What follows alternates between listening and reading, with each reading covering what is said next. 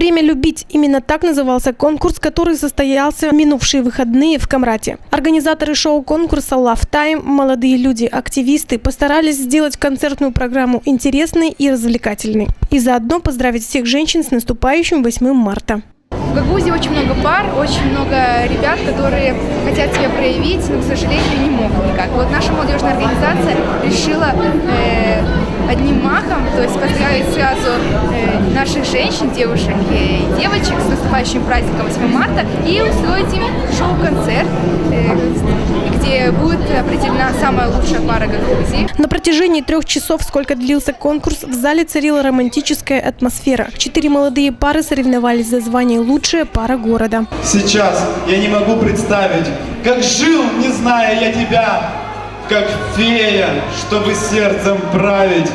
Из сказки ты ко мне пришла. Хочу, чтобы для любой моей черты ты был всю жизнь один границей. Хочу, чтобы в книге, что читаешь ты, быть первой и последней страницей. Как хорошо, что есть ты в этом мире.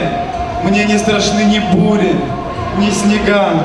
Любимая моя Анастасия, хочу с тобою быть всегда. В концертной программе принял участие известный молдавский певец Павел Памфил. Вполне возможно, что именно он будет представлять Молдову на Евровидении 2012 в Азербайджане. Положа руку на сердце, могу заявить, что всегда, когда приезжаю сюда, меня очень тепло встречают, я себя очень хорошо здесь чувствую себя.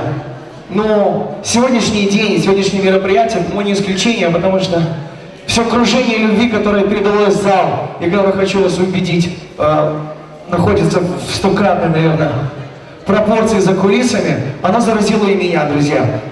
Поздравляю с самым замечательным месяцем в году, с мартом, друзья, вас. Любите, будьте любимы.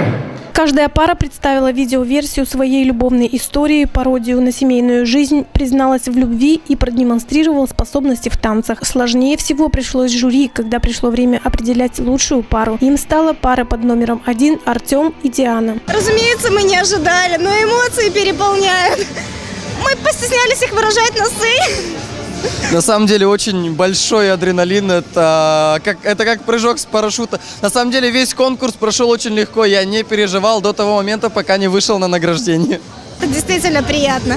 А когда вышли на награждение, наверное, было слышно в микрофонах, как билось сердце.